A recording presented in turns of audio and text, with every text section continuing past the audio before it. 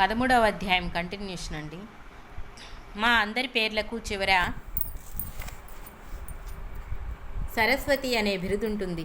ఈ శ్రీగురుడు మమ్ములను మరికొందరు శిష్యులను వెంట పెట్టుకొని అనేక తీర్థాలు క్షేత్రాలు పావనం చేస్తూ దక్షిణ దేశం తిరిగి వచ్చి పూర్వాశ్రమంలో తమ జన్మస్థానమైన కారంజా నగరం చేరారు. అప్పుడు వారి తల్లిదండ్రులు తోబుట్టువులు ఆయన రాక్కెంతో సంతోషించారు. స్థానిక జనమంతా ఆయనను దర్శించి పూజించారు. వారిలో బ్రాహ్మణులందరూ స్వామిని తమ ఇంటికి భిక్షకు ఆహ్వానించసాగారు. శ్రీగురుడు అందరి ఆహ్వానాలు అంగీకరించి ఒకే సమయంలో అనేక రూపాలలో అందరి ఇళ్లకు వెళ్ళి భిక్ష చేశారు. అందరూ ఈ లీల ఆశ్చర్యపడి ఆయన వ్యాపకుడైన భగవద్ అవతారమని గుర్తించారు. ఒకరోజు ఆయన తల్లిదండ్రులకు శ్రీపాదుల రూపంలో మళ్ళీ దర్శనమిచ్చారు.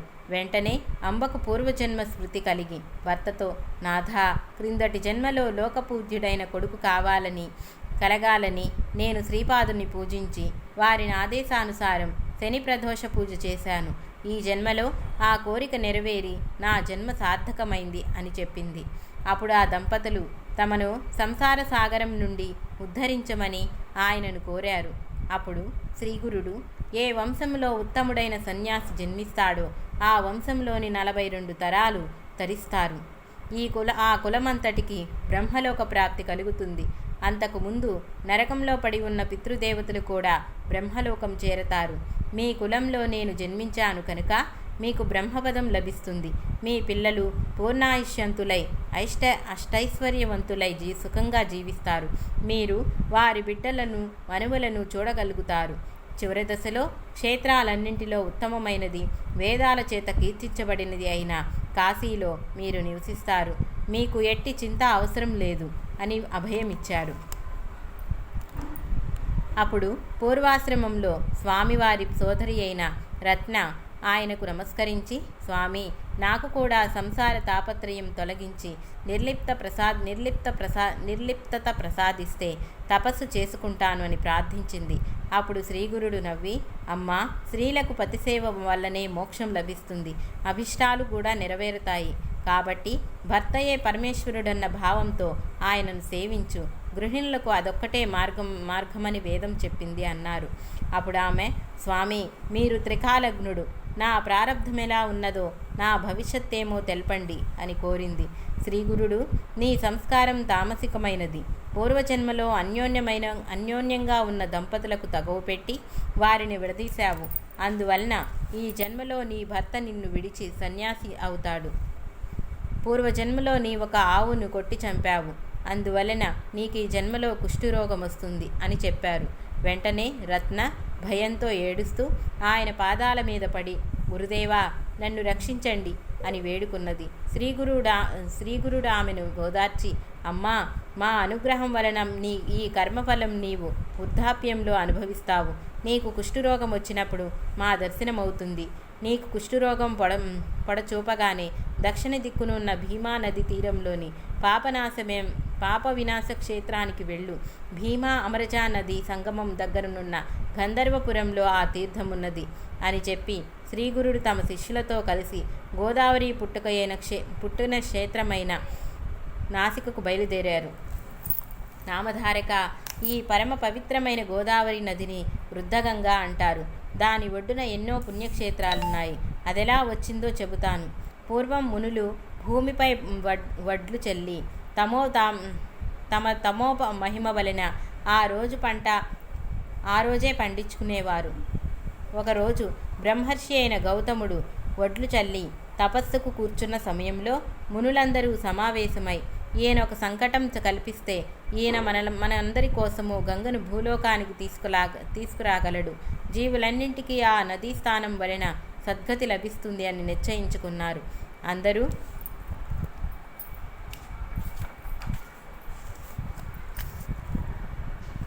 కలిసి ఒక ఆవును దూడను దర్భలతో తయారు చేసి తమ తపశ్శక్తితో వాటికి ప్రాణం పోసి గౌతముని పంట చేనుపైకి తోలారు. అనుష్ఠానం చేసుకుంటున్న గౌతముడు ఆవును చూచి తన చేతిలోని దర్భతో దాన్ని అదిలించారు. వెంటనే ఆ ఆవు మరణించింది. గోహత్య చేసినందుకు ప్రాయశ్చితంగా గంగానదిని భూమిపైకి రప్పించి అందులో స్నానం చేయమని మునులందరూ కోరారు. గౌతముడు అందుకు అంగీకరించి తపస్సు చేసి శంకరుని అనుగ్రహంతో గంగను భూమి మీదకు తెచ్చాడు. అందుకే దానిని గౌతమి అంటారు. అదియే ఈ గోదావరి. ఇది కూడా గంగ ఎంతటి పవిత్రమైనది కనుకనే శ్రీగురుడు దాని పుట్టుక స్థానమైన త్రయంబకానికి వచ్చారు. తర్వాత ఆయన ఆ నది యొక్క 2 తీర్థాలలోనున్న పుణ్యక్షేత్రాలను దర్శిస్తూ గోదావరి పరిక్రమం చేశారు. ఈ పర్యటనతో శ్రీగిరుడు మంజరీకరమనే క్షేత్రానికి వచ్చారు.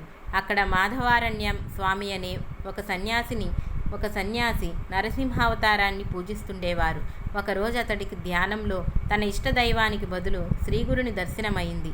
తర్వాత అతడు శ్రీగురుని దర్శించి సాష్టాంగ నమస్కారం చేసి గద్గద కంఠంతో, మీరు సాక్షాత్తు ఈ నదికి ఉత్తర తీరాన ఉన్న శ్రీ లక్ష్మీ సమేతుడైన శ్రీ నరసింహస్వామియే అన్నారు.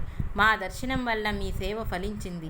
ఇక నుండి ఆత్మభావంతో మమ్మల్నే ధ్యానిస్తుండు అని శ్రీగురుడు తమ దివ్య దర్శనం అనుగ్రహించారు. మాధవారణ్యుడు పారవశ్యంతో ఇలా స్తుతించాడు.